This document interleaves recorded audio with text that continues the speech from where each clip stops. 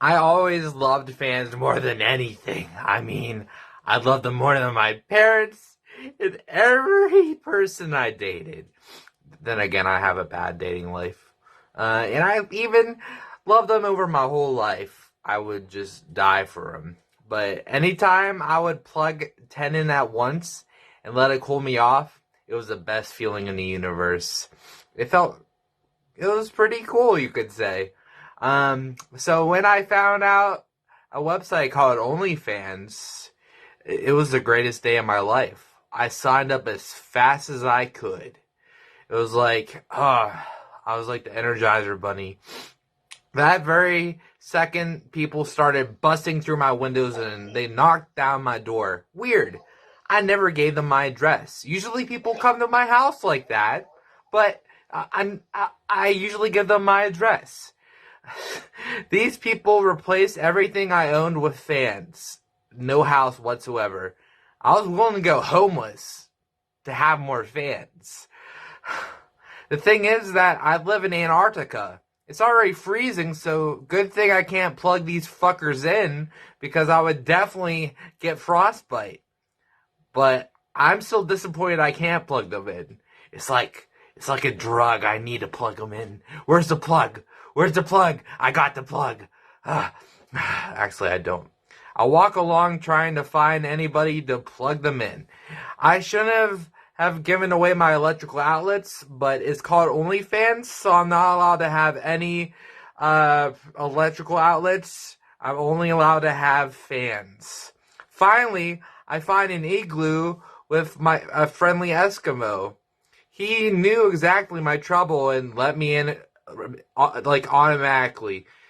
He said that, you know, what's mine is yours, which is technically so what's his is mine. As soon as those words were said, the OnlyFans employees confiscated my fans. I guess it's under the fine print that I can only have fans. I didn't know they were that literal with it. That's not fine print. That's awful print. Those assholes. The Eskimo was offended because his igloo was destroyed and he was the only one with an electrical outlet within 200 miles. I got all of my steps in. I was there about to die when a polar bear gave me a bottle of Coke. So hey, that was better. That was better than I could have imagined it. You know what was gonna happen. Too bad the Coke was frozen though, and the polar bear said that's the only reason he would ever give up a refreshing cold drink like that. Of course, he has a deal with Coke and is legally forced to talk it up. But the last thing I need is a polar bear telling me some sellout bullshit I can't trust. From that day on, I refused to ever own a fan again. And eventually I end up living in, you know, the center of the earth. But, you know, no fans.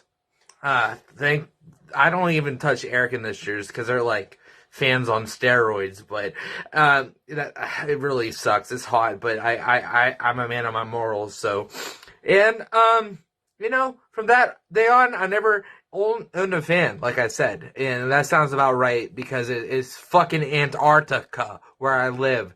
Me and the polar bear play Yahtzee on the weekends, but as soon as he goes into his Coke rants, I'm out the damn door. In the long run, I think this helped me. This experience helped me get rid of my addiction. But now I live amongst the snow in a polar bear fur suit from the polar bear shredded for me.